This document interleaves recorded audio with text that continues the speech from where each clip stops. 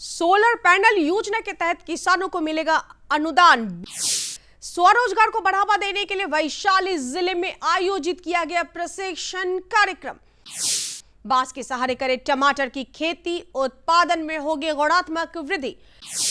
नमस्कार, आप सभी का स्वागत है। मैं हूं रूपम और अब खबर विस्तार से। बिहार की धरती पर अब सिर्फ फसलें नहीं, उम्मीदें भी लहलहा रही है और इन उम्मीदों को नई ऊर्जा दे रही है सोलर पैनल योजना। दरअसल राज्य सरकार की मुख्यमंत्री सोलर पैनल योजना किसानों के लिए एक नई क्रांति बनकर उभरी है। जहां पहले सिंचाई के लिए किसान बिजली कटौती और डीजल की मार झेलते थे, अब वही किसान सौर ऊर्जा के सहारे बिना किसी चिंता के अपने खेतों को सींच रहे हैं। योजना के तहत राज्य सरकार किसानों को सब्सिडी पर सोलर पैनल और सोलर चालित सिंचाई पंप उपलब्ध करा रही है। योजना का लाभ लेने के लिए किसान भाई ऑनलाइन आवेदन कर सकते हैं या अपने क्षेत्र के कृषि कार्यालय में जाकर संपर्क कर सकते हैं। ग्रामीण क्षेत्रों में स्वरोजगार को बढ़ावा देने के लिए एक महत्वपूर्ण कार्यक्रम की पहल की गई है। वैशाली जिले में रूटशेड संस्थान द्वारा आयोजित 13 दिवसीय कृषि उद्यमिता प्रशिक्षण कार्यक्रम ने ग्रामीण युवाओं और किसानों के लिए नई संभावनाओं के द्वार खोले हैं। बिहार के वैशाली जिले में रूटशेड संस्थान की ओर से एक अनूठी पहल की गई। समेकित कृषि प्रणाली के माध्यम से युवाओं को आत्मनिर्भर बनाने की दिशा में एक बड़ा कदम उठाया गया। यह प्रशिक्षण कार्यक्रम केवल एक व्यवसाय सिखाने तक सीमित नहीं है, बल्कि इसमें प्रतिभागियों को कृषि उद्यमिता जैसे बागवानी, पशुपालन एवं बकरी पालन से जुड़ी नई तकनीकों, प्रबंधन एवं विपणन के गुण सिखाए भी गए। प्रशिक्षण कार्यक्रम में वैशाली जिले के 35 युवक एवं युवतियों ने हिस्सा लिया। दरअसल बकरी पालन एवं पशुपालन के माध्यम से ग्रामीण क्षेत्रों में आत्मनिर्भरता और रोजगार की अपार संभावनाएं देखी गई हैं। यह प्रशिक्षण न केवल युवाओं को स्वरोजगार की दिशा में बढ़ने के लिए प्रेरित करता है, बल्कि इससे ग्रामीण अर्थव्यवस्था भी सुदृढ़ होगी। इसमें एक तरह का कोर्स का बारे में नहीं बताया जाता है। इसमें जैसे कि बकरी पालन हो गया, सरगाय पालन हो गया, मछली पालन हो गया, एक तरह का समेकित कृषि प्रणाली से संबंधित इनकी पूरी जानकारी दी जाती है। कम जगह में ज़्यादा से ज़्यादा उत्पादन कैसे लें, कम जगह में ज़्यादा पैसे की आमदनी कैसे हो, और हमारे पास खेतों की कमी है तो उसी की व्यवस्था का इसमें पूरा निचोड़ बताया गया है। कृषि IFS मॉडल इसको कहा जाता है, समेकित कृषि प्रणाली। इसमें सर हम 4 गाय भी रखेंगे, कुछ बकरियां भी रखेंगे, कुछ मुर्गियां भी रखेंगे, कुछ मछलियां भी पालेंगे, कुछ फूलों की भी खेती करेंगे, कुछ वर्मी कंपोस्ट भी तैयार करेंगे। यानी कि जो भी हमारे खेतों का अवशेष जो है वो सारा इसमें खेती में ही प्रयोग करने की पूरी जानकारी इसमें दी जाती है। खेती अगर कला है तो किसान कलाकार, और जब इस कलाकार को मिल जाए तकनीक का देसी सहारा, तब खेतों में उगती है सफलता की फसल। आज हम ऐसे ही तकनीक के बारे में आपको बताएंगे जो बांस के सहारे टमाटर की खेती है। इस तकनीक में 1.5 से 2 फीट की दूरी पर बांस के खंभे गाड़े जाते हैं। बांस का उपयोग करके टमाटर की बेलों को जमीन से ऊपर चढ़ाया जाता है। खेत में ऊपरी हिस्से में इन बांसों को आपस में रस्सी या तारों से जोड़ा जाता है। टमाटर के पौधों को धीरे धीरे इन सहारों से बांधा जाता है या वे खुद ही बेल की तरह ऊपर चढ़ने लगते हैं। पौधों के बढ़ने की इन शाखाओं को सहारा देकर ऊपर की ओर मोड़ा जाता है। इस तकनीक से पौधे खुले और हवादार रहते हैं, जिससे फफूंदी और कीट लगने की संभावना काफी कम हो जाती है। इसके अलावा सामान्य खेती की तुलना में इस तकनीक में 25 से 40% तक का उत्पादन भी बढ़ जाता है। बिहार भारत का प्रमुख मक्का उत्पादक राज्य है। इसकी खेती हमारे यहाँ खरीफ, रबी एवं गर्मा सभी मौसम में आसानी से की जाती है। मक्का कार्बोहाइड्रेट का बहुत ही अच्छा स्रोत है। इसके अलावा मक्का मनुष्य के साथ साथ पशुओं के लिए भी आहार का मुख्य स्रोत माना जाता है। शंकर शक्तिमान 1, शक्तिमान 2, शक्तिमान 3, राजेंद्र शंकर, सुवान देव की मक्के के उन्नत किस्में हैं। जिसका चयन कर किसान भाई उत्पादन के साथ साथ अपने आय को भी बढ़ा सकते हैं। केंद्र एवं राज्य सरकार जल संकट से जूझ रहे किसान भाइयों को लगातार सूक्ष्म सिंचाई प्रणाली इस्तेमाल करने के लिए प्रोत्साहित कर रही है। इसी कड़ी में स्प्रिंकलर एक बेहद ही उपयोगी कृषि यंत्र है। स्प्रिंकलर यानी फव्वारा सिंचाई प्रणाली में पानी का हवा में छिड़काव किया जाता है और यह पानी कृत्रिम वर्षा के रूप में भूमि की सतह पर गिरता है। इस सिंचाई पद्धति में पारंपरिक सिंचाई की तुलना में 60% कम जल की खपत होती है और इस प्रणाली को अपनाकर यदि उर्वरक का व्यवहार इसके माध्यम से किया जाए तो इससे लगभग 25 से 30% उर्वरक की भी बचत होती है। किसान भाइयों, आइए अब एक नजर डालते मंडी के ताजा भाव पर। आइए एक नजर डालते राजधानी पटना के सब्जी मंडी में और जानते हैं आलू और प्याज के ताजा भाव। लाल आलू 1800 रुपए से 1900 रुपए प्रति क्विंटल, सफेद आलू 1650 से 1700 रुपए प्रति क्विंटल और प्याज 1700 से 1800 रुपए प्रति क्विंटल दर्ज किया गया। और चलते चलते किसान भाइयों, आप देखिए मौसम का पूर्वानुमान। आसमान में आंशिक बादल छाए रहेंगे।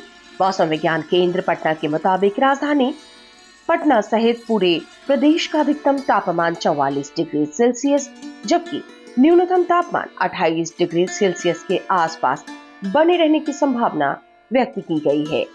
तेज हवाओं से लोगों को उमस से राहत तो मिलेगी। इस मौसम में किसान भाइयों को सलाह दी जाती है कि मूंग और सभी प्रकार के सब्जियों की फसल को खरपतवार से मुक्त रखें। अभी मूंग की फलियों में कीड़े के संक्रमण की संभावना बढ़ जाती है, इसलिए किसान भाइयों को फसल की निगरानी करने की सलाह दी जाती है। अगर मूंग की फसल पत्ती बोरर से संक्रमित हो गई है तो आसमान साफ रहने पर प्रोफेनोफोस 2 मिलीलीटर 1 लीटर पानी में घोलकर फसल पर छिड़काव अवश्य करें। तो किसान भाइयों, अभी आप देख रहे थे कृषि समाचार, जिसके माध्यम से आपने खेती बाड़ी से जुड़ी तमाम नई जानकारियां हासिल की, साथ ही साथ बेहतर तकनीक, सफलता की नई कहानी और मंडी भाव, साथ ही साथ मौसम के विषय में भी जानकारी हासिल की। नमस्कार, मैं किश्वर जब्बी स्वागत करती हूं आप सभी का आपके अपने कार्यक्रम कृषि दर्शन में। किसान भाइयों, कार्यक्रम में आगे भी जानकारियों का सिलसिला यूं ही जारी रहेगा, लेकिन यहाँ पे रुकेंगे एक छोटे से ब्रेक के लिए। हर जोखिम से निकल कर फसल आए, सुरक्षित हो जाए। फसल बीमा से हर किसान अब आत्मनिर्भर हो जाए। अब सूखा पड़े या बाढ़ आ जाए, कोई डर नहीं। अब ओले पड़े या कीट पतंगे फसल खा जाए, कोई फिक्र नहीं। अब कैसी भी आपदा हमारी फसल पे आ जाए, क्षति होने पर हमारे दावों का उचित भुगतान मिलता है, क्योंकि हमने लिया है प्रधानमंत्री फसल बीमा। बुआई से फसल कटाई तक हर जोखिम का दावा, न्यूनतम प्रीमियम पर अधिकतम भुगतान का वादा। योजना से हर साल जुड़ रहे हैं 5 करोड़ से ज्यादा किसान। अब आपकी है बारी। नजदीकी कृषि कार्यालय, सहकारी समिति, बैंक शाखा, अधिकृत बीमा कंपनी या जन सेवा केंद्र में स्वेच्छा से करा सकते हैं पंजीकरण। फसल बीमा पोर्टल या फसल बीमा ऐप द्वारा भी किया जा सकता है पंजीकरण। प्रधानमंत्री फसल बीमा योजना, आपकी फसलों का संपूर्ण सुरक्षा कवच। कृषि एवं किसान कल्याण मंत्रालय, भारत सरकार। अरे भाई, सुना नहीं क्या? केसीसी ने किसानों का जिंदगी बदल दिया है। देश के छोटे किसान 1,60,000 रुपए तक का कर्ज बिना किसी गारंटी को ले पाएंगे। ब्याज खोरों से भी पीछा छूटा। मैं तो जैविक खेती का पूरा सामान मंगा लिया, केसीसी का भी कोई दबाव नहीं है। ब्याज चुकाने के लिए पूरा 1 साल मिलता है। समय पर भुगतान करने पर केवल 4% के सालाना ब्याज पे लोन मिल गया मुझे। अपना आधार कार्ड, लेटेस्ट फोटो और जमीन के कागजात लेके अप्लाई करो बस। और नामांकन भरने के लिए जेब भी ढीली नहीं करनी पड़ी।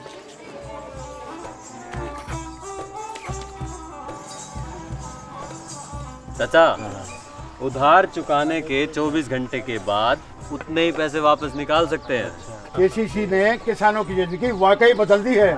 तो आप भी किसान क्रेडिट कार्ड अपनाएं और सहजता से ऋण पाएं। ब्रेक के बाद कार्यक्रम कृषि दर्शन में आप सभी किसान भाइयों और बहनों का एक बार फिर से स्वागत है।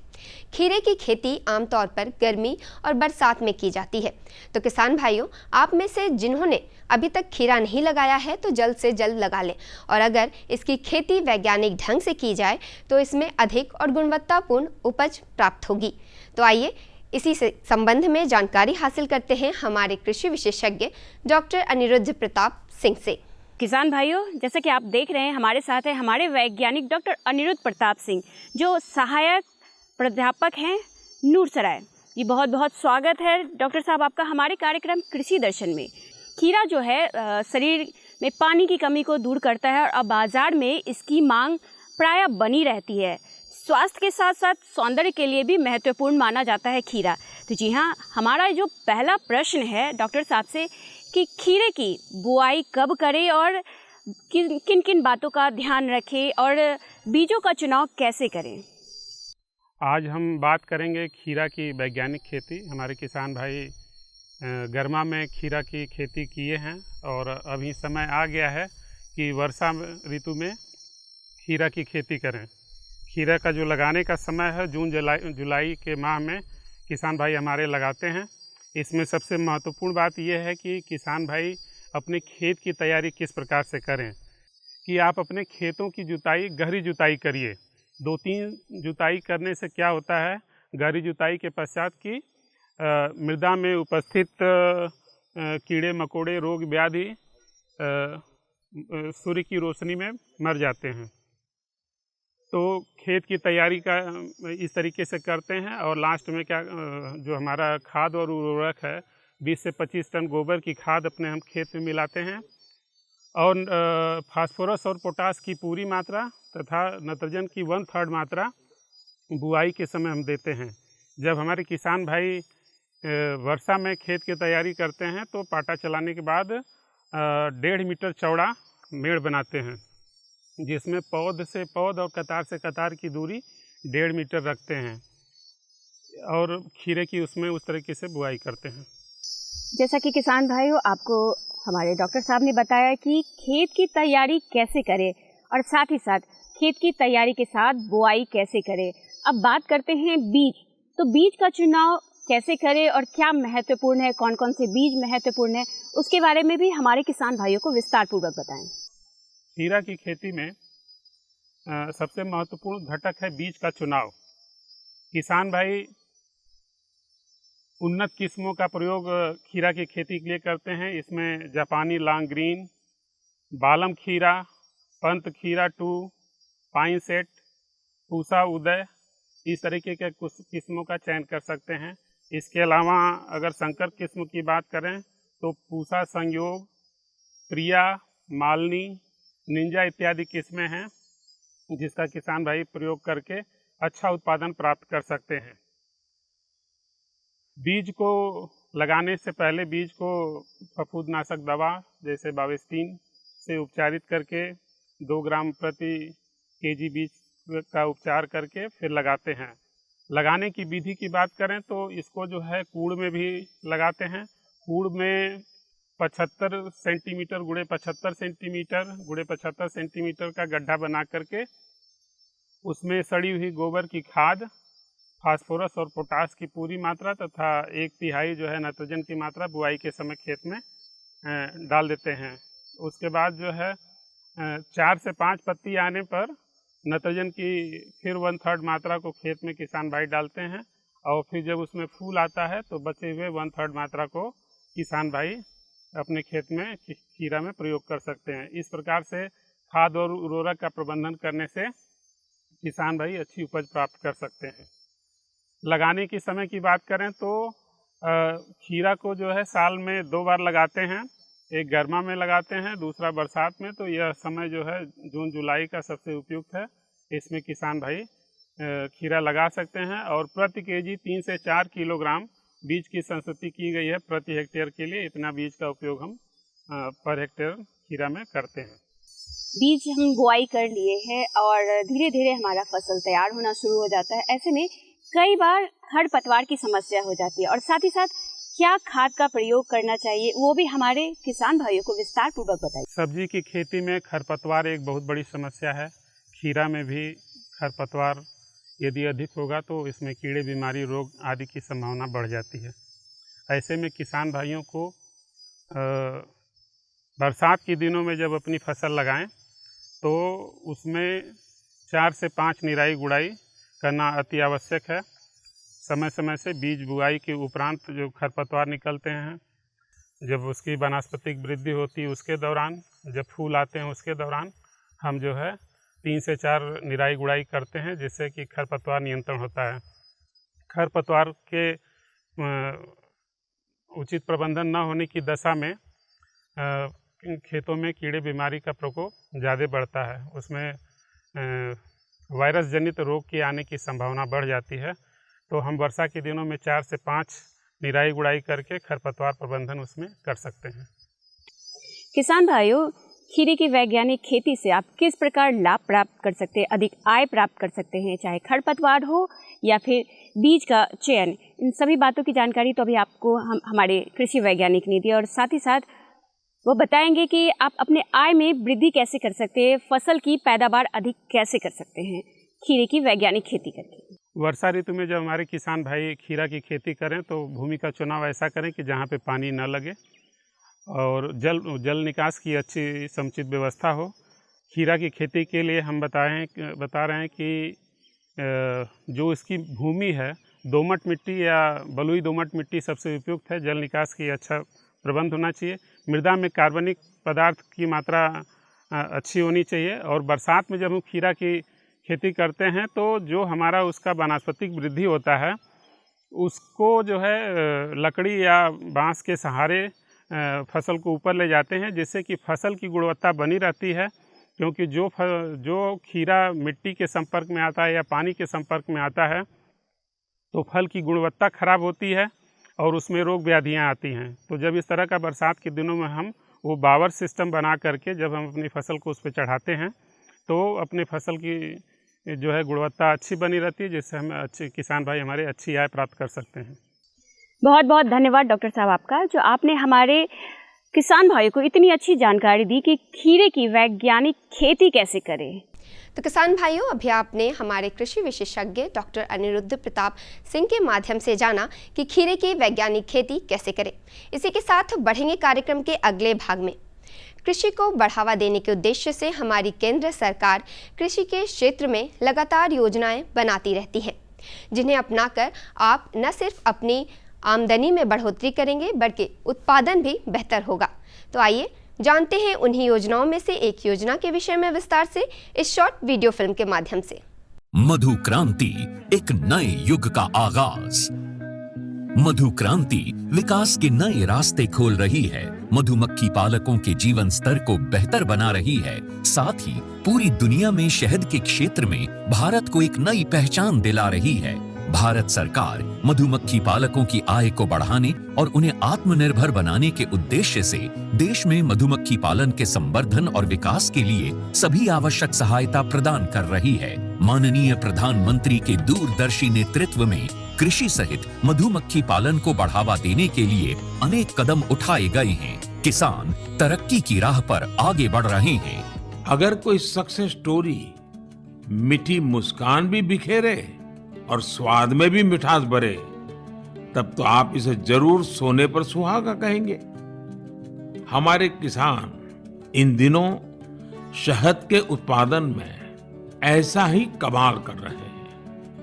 शहद की मिठास हमारे किसानों का जीवन भी बदल रही है, उनकी आय भी बढ़ा रही है।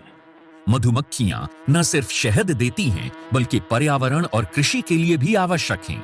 यूं तो भारत में लंबे समय से लोग मधुमक्खी पालन का काम पारंपरिक तरीकों से करते आ रहे हैं, लेकिन आज के समय में इस क्षेत्र में अपार संभावनाएं भी हैं और जरूरत भी है। मधुमक्खियों की इसी जरूरत और योगदान का जश्न मनाने और इसे और बारीकी से समझने के लिए ही मनाया जाता है विश्व मधुमक्खी दिवस। इसी आवश्यकता को समझते हुए 2020 में राष्ट्रीय मधुमक्खी पालन और शहद मिशन की शुरुआत हुई। उद्देश्य स्पष्ट था, मधुमक्खी पालन के कार्य को वैज्ञानिक और तकनीकी रूप से विकसित करना और ज्यादा से ज्यादा लोगों को इसके लिए प्रोत्साहित करके मधु क्रांति के सपने को साकार करना। मधुमक्खी पालन से मिलने वाले उत्पाद जैसे शहद, बी वैक्स, रॉयल जेली और पॉलन आदि कई क्षेत्रों में प्रयोग किए जाते हैं। माननीय प्रधानमंत्री जी के प्रोत्साहन से और कृषि मंत्री जी के मार्गदर्शन से आज राष्ट्रीय मधुमक्खी पालन और शहद मिशन सफलता का पर्याय बन चुका है। न केवल ये देश के किसानों के लिए आय बढ़ाने का एक साधन बना है, बल्कि तमाम लोगों के जीवन को बेहतर बनाने के साथ साथ देश के आर्थिक विकास में भी योगदान दे रहा है। 2013-14 में उत्पादन 76,000 मीट्रिक टन से बढ़कर 2022-23 में 1,40,000 मीट्रिक टन से अधिक हो गया है। 2013-14 में शहद का निर्यात 28,000 मीट्रिक टन से बढ़कर 2022-23 में 79,928 मीट्रिक टन से अधिक हो गया है। 3 विश्व स्तरीय अत्याधुनिक टेस्टिंग लैब और 31 मिनी शहद टेस्टिंग लैब स्थापित हुई। राष्ट्रीय मधुमक्खी पालन और शहद मिशन की कामयाबी सिर्फ आंकड़े ही बयान नहीं कर रहे, कहानियां खुद इसकी सफलता की बानगी पेश कर रही हैं। मैंने 1990 में मधुमक्खी पालन शुरू किया, 2 बॉक्स से शुरू किया और आज हमारे पास लगभग 4,200 बी बॉक्सेस हैं। लगभग 17 तरह के हनी हम लोग प्रोड्यूस करते हैं जो डिफरेंट एरियाज़ में बी को माइग्रेट करके प्राप्त होते हैं। इसके अलावा जितने बी बॉक्सेस मैन्युफैक्चरिंग यूनिट है हमारे पास, वैक्सीट मैन्युफैक्चरिंग यूनिट है, 20 मीट्रिक टन पर डे का हनी प्रोसेसिंग प्लांट है। आज हमारा जो उत्पादन है वो 1 लाख केजी लगभग एनुअली हम लोग प्रोड्यूस करते हैं। यमुनानगर के सुभाष काम्बोज मधुमक्खी पालन के अपने काम के चलते आज देश भर में जाने जा रहे हैं। सुभाष जी ने वैज्ञानिक तरीके से मधुमक्खी पालन का प्रशिक्षण लिया। इसके बाद उन्होंने केवल 6 बॉक्स के साथ अपना काम शुरू किया था। मैंने सिर्फ अपने पोलिनेशन के लिए और शहद खाने के पर्पज से ये बॉक्स रखे थे। जब मैंने देखा कि मधुमक्खियां भी बढ़ रही हैं और हमें शहद भी मिल रहा है, तो मैंने फिर प्रोफेशनल तौर पे इसी काम को ही करने की सोची और आज की तारीख में मैं लगभग 1500 बॉक्स पे मधुमक्खी पालन कर रहा हूँ। ज्यादा से ज्यादा लोग इस मिशन का हिस्सा बन रहे हैं। इतना ही नहीं, ये मिशन नारी शक्ति को और अधिक सशक्त बनाने में भी बड़ा योगदान दे रहा है। अभी तक महिलाओं के 164 स्वयं सहायता समूहों को इससे जोड़ा जा चुका है। इसी तरह मधु क्रांति पोर्टल पर अभी तक लगभग 14,000 से अधिक पालक और 22 लाख से अधिक कॉलोनीज रजिस्टर हो चुकी हैं। आज भारत प्राकृतिक शहद का 6वां सबसे बड़ा निर्यातक देश है। भारत मधुमक्खी पालन और शहद उत्पादन के क्षेत्र में सारी दुनिया के लिए एक मिसाल के तौर पर उभर कर सामने आ रहा है। मधु क्रांति आय और रोजगार के अवसर बढ़ाए। तो किसान भाइयों, आज के कार्यक्रम में आपने विस्तार से जाना कि खीरे की वैज्ञानिक खेती कैसे करें और साथ ही साथ कृषि योजनाओं के विषय में भी जानकारी हासिल की। उम्मीद है हमारे द्वारा दी गई आज की ये जानकारी आपके लिए बेहद ही लाभकारी रही होगी। तो आज के लिए बस इतना ही, लेकिन इस वादे के साथ आपसे लेंगे विदा कि कार्यक्रम के अगले भाग में खेती बाड़ी से जुड़ी ऐसी ही और नई जानकारियों के साथ हम फिर से हाजिर होंगे। तब तक के लिए मुझे और हमारी कृषि दर्शन की पूरी टीम को दीजिए इजाज़त। नमस्कार। हमारा पता है कृषि दर्शन, कमरा नंबर 203, द्वारा केंद्र निदेशक, दूरदर्शन केंद्र पटना, फ्रेजर रोड, पटना।